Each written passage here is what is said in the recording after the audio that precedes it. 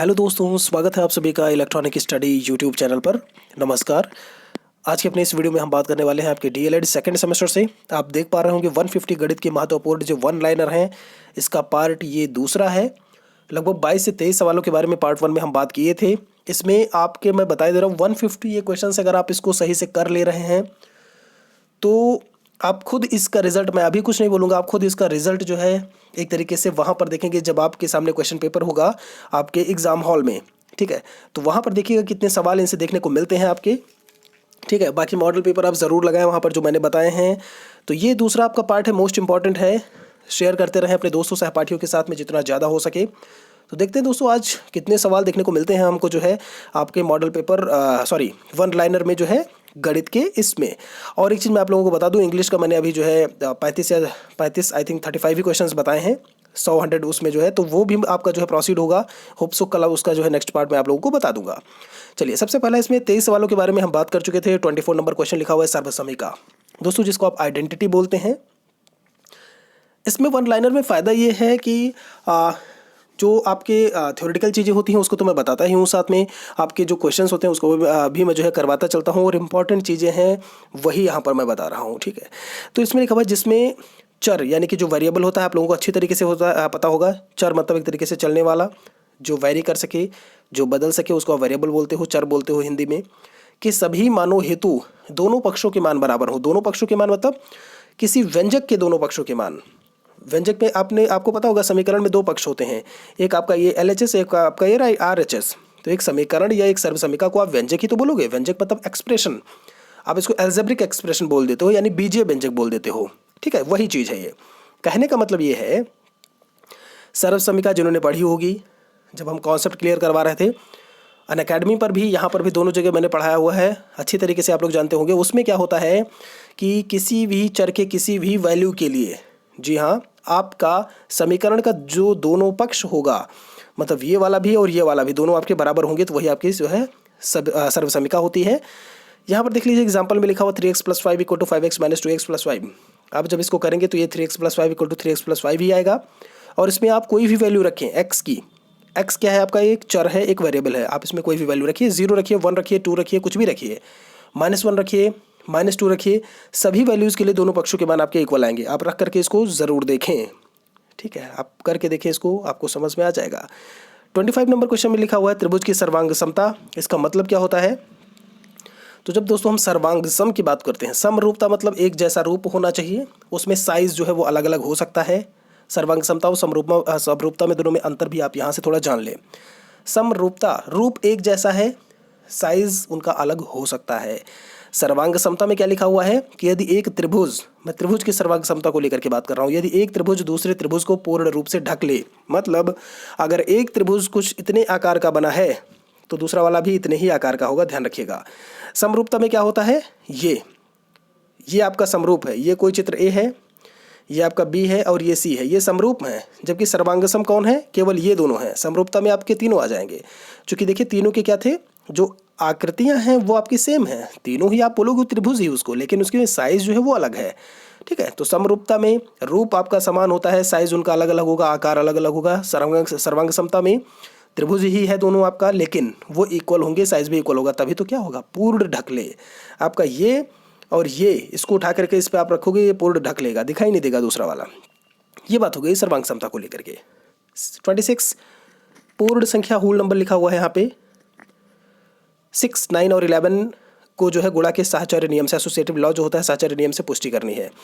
तो दोस्तों जो गुणा का साहचर्य नियम है, cross B cross C equal to होता है क्रॉस B क्रॉस C। यहाँ पर जो है देखिए ब्रैकेट्स कहाँ पे लगे हुए हैं उसी के हिसाब से आप लगाएंगे। A इक्वल टू कितना दिया है 6, B इक्वल टू कितना है दिया नहीं है, आप मानिए इसको।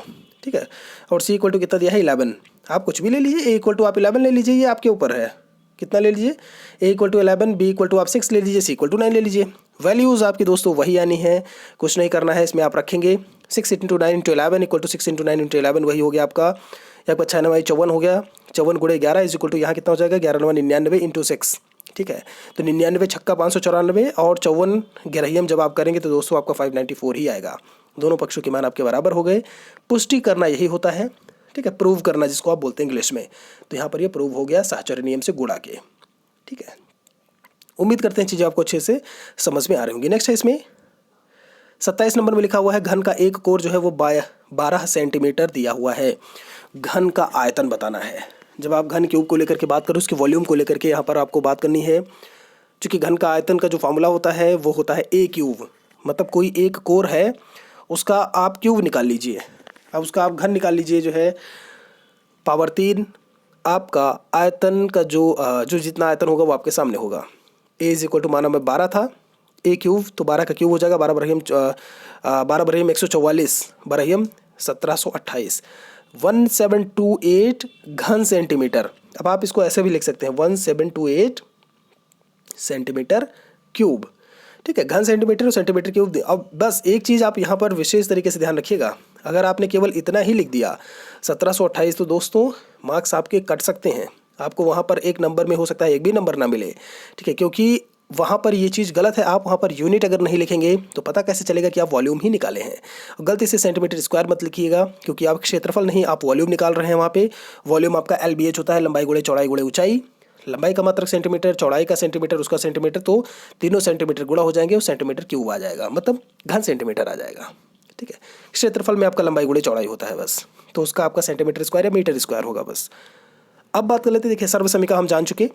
समीकरण क्या होता है? जिसमें चर के किसी विशिष्ट मान हेतु व्यंजक के दोनों पक्षों के मान समान होते हैं। मतलब सर्व समीकरण में सभी वैल्यूज़ के लिए था, समीकरण में किसी एक विशिष्ट वैल्यू के लिए होगा, स्पेशल वैल्यू होगी आपकी। वहाँ पर क्या था, आप -1 ले लीजिए, 0 ले लीजिए, 1 ले लीजिए, 2 ले लीजिए, सभी के लिए आपका दोनों पक्षों के मान बराबर होते थे। लेकिन इसमें क्या होगा, समीकरण में किसी एक वैल्यू के लिए, जिसको आप इक्वेशन बोलते हैं, किसी एक वैल्यू के लिए हो सकता है वो -2 हो सकता है -3 हो। त्रुटि और प्रयत्न विधि से मैंने हल करवाया है अकेडमी पे और इलेक्ट्रॉनिक स्टडी दोनों पे। तो आप लोग त्रुटि और प्रयत्न विधि या तालिका विधि बोलते हैं, उनसे समीकरण का मान कैसे निकालते हैं वो मैंने बताया हुआ है। वो आपका प्रीवियस ईयर में आया भी हुआ है, बहुत अच्छी तरीके से उसको कर लीजिएगा। ठीक है, तो चलिए आगे बढ़ते हैं। इसमें मेरा अब काम है यहाँ पर बताना, आप लोगों को अच्छी तरीके से करना दोस्तों, आप ही लोगों का काम है। तो प्लीज़ अच्छे से करिए, बाद में ऐसा ना हो कि कुछ नेगेटिव रिजल्ट्स देखने को मिले। तो अभी से सावधान रहिए और चीज़ों को अच्छी तरीके से पढ़िए। सजातीय व्यंजक एक ऐसा बहुपद व्यंजक जिसमें केवल एक चर x या y ही हो। मान लीजिए पूरा व्यंजक दिया हुआ है, ज़रूरी नहीं उसमें केवल x ही हो, या केवल x ही x होगा उस पूरे व्यंजक में, या फिर केवल y ही y होगा। तो उसको आप क्या बोलेंगे, सजातीय, मतलब एक जाति के। सजातीय मतलब एक जाति के। प्रीवियस जो पार्ट 1 था उसमें हमने कुछ व्यंजकों को लेकर के पहचाना था, यहाँ पर मैंने उनकी डेफिनेशन भी लिख दी है। जैसे मैंने लिखा 3x² + 2x - 6, इसमें देखिए x ही आपको दिखाई दे रहा है। ठीक है, तो ये सजातीय हैं। विजातीय व्यंजकों को लेकर के जब हम बात करते हैं दोस्तों, यहाँ पर लिखा हुआ है जिसमें एक ही व्यंजक में अलग अलग चर होते हैं। यहाँ पर देखिए 3x² + 2y + z, कितने चर देखने को मिले आपको, 3, x भी है, y भी है, z भी है। आपका ऐसा व्यंजक जो है वो विजातीय व्यंजक कहलाता है। अंतर पहचानने को आपको पता होना चाहिए। सिंपल से क्वेश्चंस आपके मैथमेटिक्स में पूछे जाते हैं, तो बिल्कुल से परेशान होने की ज़रूरत नहीं। जो चीज़ें लिखी हुई हैं आप सिलेबस को कवर करते चलिए। आउट ऑफ सिलेबस क्या आता है क्या नहीं आता वो बात की बात है, आप पहले सिलेबस तो कंप्लीट करिए एटलीस्ट। ठीक है, चलिए आयत क्या होता है, जो रेक्टेंगल बोलते हो जिसको आप, तो 4 भुजाओं की आकृति जिसमें आमने सामने की जो भुजाएं होती है वो बराबर होती हैं। इसका जो प्रत्येक कोण होता है वो 90 डिग्री का होता है या समकोण होता है। यहाँ पर देखिए चित्र बना हुआ है ये, यहाँ पर देखिए ये वाली जो भुजा है वो लंबी है थोड़ी सी, और ये वाली भुजा जो यहाँ पर है हॉरिजॉन्टल ये लंबी है, जो वर्टिकल है वो आपकी थोड़ी सी छोटी है। ये आपका आयत को बता रहा है। जबकि जब आप वर्ग को लेकर के बात करेंगे तो वर्ग में जो है चारों भुजाएं आपकी इक्वल होती हैं, बराबर होती हैं। इसमें आमने सामने की भुजाएं बराबर हैं, यानी AB बराबर है किसके, CD के, और AC बराबर है किसके, BD के। यहाँ पर आप देखेंगे और सब में 90 डिग्री का कोण है। ये जो कोण होता है ना, ये जो मैंने ऐसे दिखाया यहाँ पे ऐसे, ये 90 डिग्री का होता है। मैंने ऐसे दिखाया, ये आपका 90 डिग्री को शो कर रहा होता है, मतलब ये समकोण को बता रहा होता है। अंतर दोनों में यही होता है आपका आयत और वर्ग में, कि भुजाएं जो है इसमें आमने सामने बराबर होती हैं, उसमें सभी भुजाएं बराबर होती हैं। अगर समान चीज़ों को लेकर के बात करें, सेम क्या है, वहाँ पर भी 90 डिग्री का कोण होता है समकोण, यहाँ पर भी 90 डिग्री का कोण समकोण ही होता है। 32 नंबर जोड़। आपसे वो भी बोले एडिशन क्या है, जोड़ किसे कहते हैं, तो आप बोलेंगे गिनती करने की जो प्रक्रिया होती है उसको निरंतर करना ही जोड़ है। जैसे मैंने लिखा 1 2 3 4, ये आप गिनती तो कर रहे हैं, आप ऐसे पढ़ते हैं ना 1 2 3 4 बच्चे क्लास में छोटी वाले में।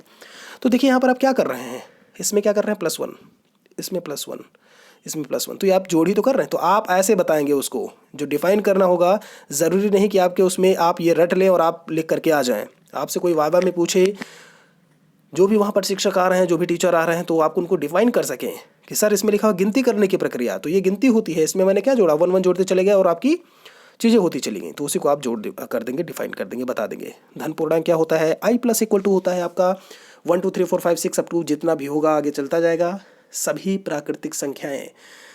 धन पूर्णांक मतलब सभी प्राकृतिक संख्याओं को आप ले लीजिए। आपको पता होगा प्राकृतिक संख्याएं जो गिनती वाली संख्याएं होती हैं आपकी, पिछले ही पार्ट 1 में अच्छे से मैंने बताया है उसको, वो सब आपकी किस में आ जाएंगी, धन पूर्णांक में आ जाएंगी। पॉजिटिव इंटीजर्स आप इनको बोलते हैं दोस्तों इंग्लिश में। ऋण पूर्णांक नेगेटिव इंटीजर्स i- से डिनोट करते हैं, इक्वल टू, ये आपका करली ब्रेसेस है, -1 -2 -3 -4 अप टू आगे तक वो चलता जाएगा। ये आपके ऋण पूर्णांक होते हैं। आगे बात आती है लिखा हुआ है पूर्णांक। जब आप जो है पूर्णांकों को लेकर के बात करते हैं तो कुछ नहीं करना है दोस्तों, जो आपका धन पूर्णांक है, जो आपका ऋण पूर्णांक है, इन दोनों को मिला दीजिए और उसमें शून्य भी ले लीजिए, जो ये 0 लिखा हुआ है, क्योंकि आपका नेचुरल नंबर में 0 नहीं होता प्राकृतिक संख्याओं में। जब आप पूर्ण संख्याओं की बात करेंगे तब उसमें 0 इंक्लूड होगा, ठीक है।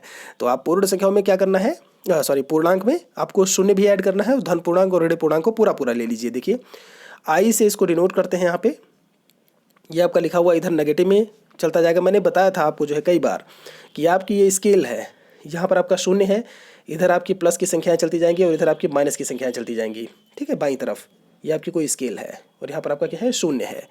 चलिए, होप सो कि बहुत अच्छी तरीके से आपको समझ में आ रहा होगा। ये बेसिक्स हैं दोस्तों, ये आपको समझ में आना चाहिए और ऐसे ही सवाल और ऐसे ही क्वेश्चन आपको देखने को भी मिलते हैं एग्जाम में। चलिए, फिर बात आती है आयत का क्षेत्रफल, इसमें लिखा हुआ है, ध्यान दीजिएगा 36 में आयत का क्षेत्रफल यानी कि का एरिया ऑफ रेक्टेंगल की बात हो रही है। तो जो क्षेत्रफल का मैंने अभी आपका बताया था, लंबाई गुणे चौड़ाई, जिसको आप क्या बोलते हो, L क्रॉस B यानी कि लेंथ इंटू ब्रेथ। इन दोनों से आप लोगों को मैं बता दूं, आपके डीएलएड फर्स्ट सेमेस्टर में, डीएलएड सेकंड सेमेस्टर में, दोनों में आपके क्वेश्चंस पूछे गए हैं। परिमाप सूत्र नहीं पूछा गया है, क्वेश्चन पूछा गया है, ठीक है।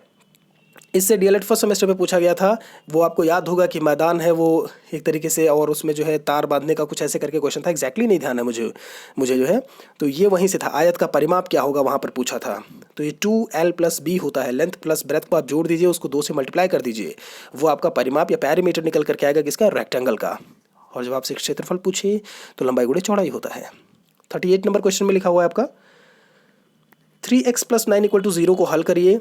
सॉल्व करना है, कुछ नहीं करना, +9 में लिखा हुआ है आपका, इधर इसको जब आप दूसरी तरफ ले जाएंगे तो -9 हो जाएगा, आप लोगों को अच्छी तरीके से पता होगा। 3x = -9 हो जाएगा, x = क्या हो जाएगा, -9/3। दोस्तों हमेशा याद रखो आप लोग, यहाँ पर भी गलतियाँ होती हैं, मैं समझ सकता हूँ कई लोगों से। आप क्या कर देते हैं, 3/-9 लिख देते हैं। इस -9 के नीचे जो यहाँ पर मल्टीप्लाई में है चर के साथ में, वो नीचे आएगा। इस चीज़ का आप लोग विशेष ख्याल रखिए, हमेशा यही होगा आपका, ठीक है। यहाँ वाला किसके नीचे आएगा, इस कांस्टेंट के नीचे, जो आपका वेरिएबल के साथ में लिखा हुआ है कांस्टेंट, वो वाला राइट साइड के जो कांस्टेंट है उसके नीचे आएगा। क्या हो जाएगा, -9/3। 3 × 9 हो गया, लेकिन ये आपका माइनस साइन था तो x = -3 हो गया। आगे देख लेते हैं, अवर्गीकृत आंकड़े किनको कहते हैं, अनग्रुप्ड डेटा। लास्ट में, सबसे लास्ट में आपके सिलेबस में दिया हुआ है। अनअकैडमी पर अभी इसको पढ़ाना बाकी है, मैं पढ़ा दूंगा जल्दी। सर्वांग समता, समरूपता बहुत जल्दी ही आएगा। अभी वहाँ पर मैं इंग्लिश पढ़ा रहा हूँ, ठीक है, प्रोनाउंसिएशन चल रहा है वहाँ पे।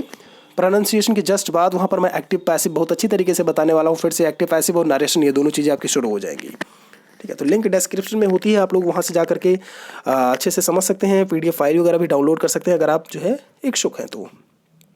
अवर्गीकृत आंकड़े ऐसे अव्यवस्थित आंकड़े होते हैं जिनको देखकर तुरंत निष्कर्ष निकालना संभव नहीं होता। अब इसका मतलब क्या हुआ, वर्गीकरण मतलब क्या होता है, कहते हैं ना कि मैंने बोला कि वर्गीकरण, आपने ये पढ़ा होगा बायोलॉजी में।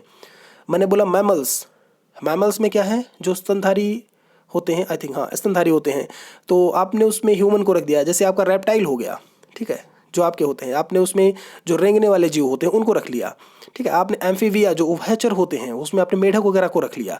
तो ये क्या होता है, आपने वर्गीकरण किया हुआ है। दैट मीन्स अलग अलग वर्गों में अलग अलग जीव जंतुओं को रखा हुआ है।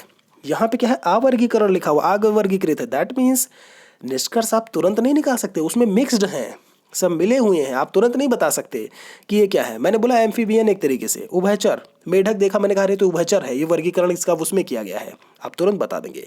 अव्यवस्थित आंकड़े होते हैं वो अवर्गीकृत ही आंकड़े कहलाते हैं, जो जिनको देख करके आप तुरंत निष्कर्ष नहीं निकाल सकते, समय लगता है, तरीका होता है निष्कर्ष निकालने का।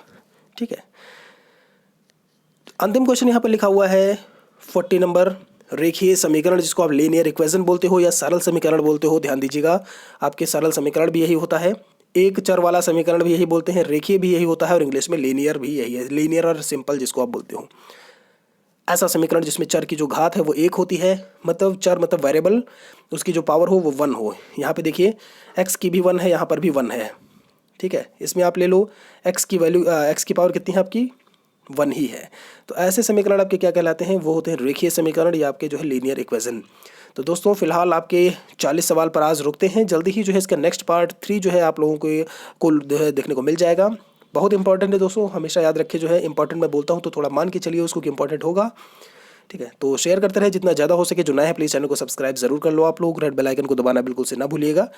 नोटिफिकेशन आपको मिलता रहेगा ऐसी वीडियोज़ लेक्चर्स की जो भी मैं यहाँ पर अपलोड करूँगा। तो मिलते हैं जल्दी अपने अगले वीडियो में एक नए प्रकरण के साथ में। Thanks for watching this video.